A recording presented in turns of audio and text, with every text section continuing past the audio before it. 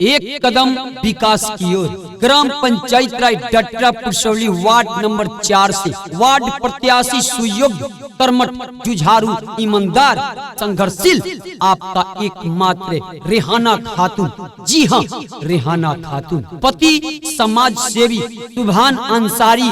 जी हाँ, सुभान अंसारी। ग्राम पंचायत राय डटरा पुरसौली के माताओं बहनों से आग्रह है, नौजवान साथियों से आग्रह है, बड़ बुजुर्गों से आग्रह है, इस बार किसी के झांसा में नहीं आना है। अपना एक एक वोट देकर ग्राम पंचायत राय डटरा पुरसौली वार्ड नंबर 4 के वार्ड प्रत्याशी रेहाना खातून जी को बनावे, रेहाना खातून जी को बनावे।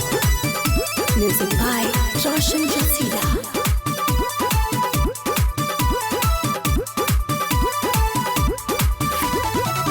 हाथ जोड़ी रउआ सबसे करे नी गोहार जी। रउरा लोगन से हाथ जोड़ के यह विनती बा जी। हाथ जोड़ी रउआ सबसे करे नी गोहार जी। 4 नंबर वार्ड से हो खतानी खार जी। हमारा के चांस एक बार चाहिए जी। हमारा के चांस एक बार चाहिए जी।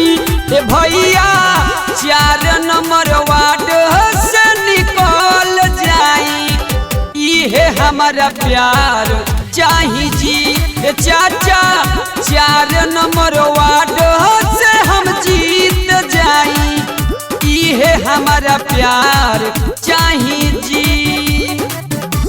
सुभान भैया जिंदाबाद जिंदाबाद जिंदाबाद। सुभान भैया जिंदाबाद जिंदाबाद जिंदाबाद। रेहाना खातून जिंदाबाद जिंदाबाद जिंदाबाद।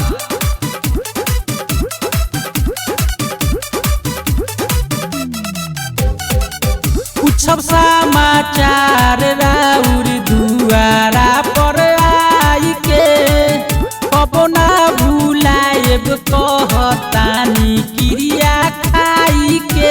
एकजुट होके अपन अपन वोट देके रेहाना खातून के जितावे के बाद। सब समाचार राउर दुआरा पर आई के कबो ना भूलाएब कहतानी क्रिया खाई के। नहीं मोटरसाइकिल नहीं कार चाहिए, नहीं मोटरसाइकिल नहीं कार चाहिए। ए भैया 4 नंबर वार्ड से हम जीत जाई, ये हमारा प्यार चाहिए जी। भैया 4 नंबर वार्ड से हम जीत जाई, ये हमारा प्यार चाहिए जी। रेहाना खातून जिंदाबाद जिंदाबाद जिंदाबाद। रेहाना खातून जिंदाबाद जिंदाबाद जिंदाबाद।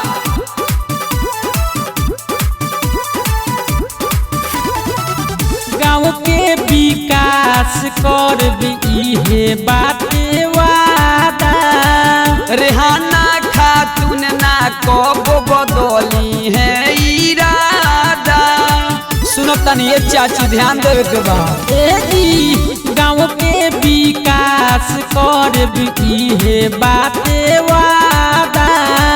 रेहाना खातून ना बदली है इरादा। सब कर वोट अब की बार चाहिए जी। सब कर वोट अब की बार चाहिए जी। ये चाची 4 नंबर वार्ड से निकल जाई, ये हमारा प्यार चाहिए जी।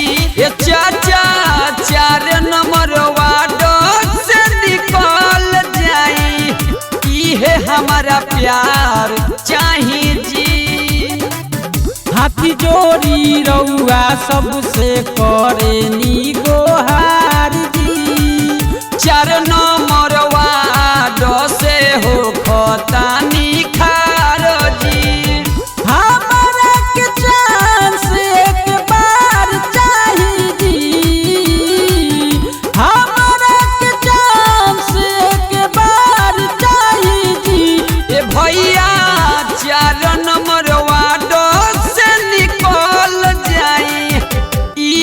हमारा प्यार चाहे जी। चाचा 4 नंबर वार्ड से हम जीत जाई, ये हमारा प्यार चाहे जी। बाय रवि रंजन साथी टहटी बाजार।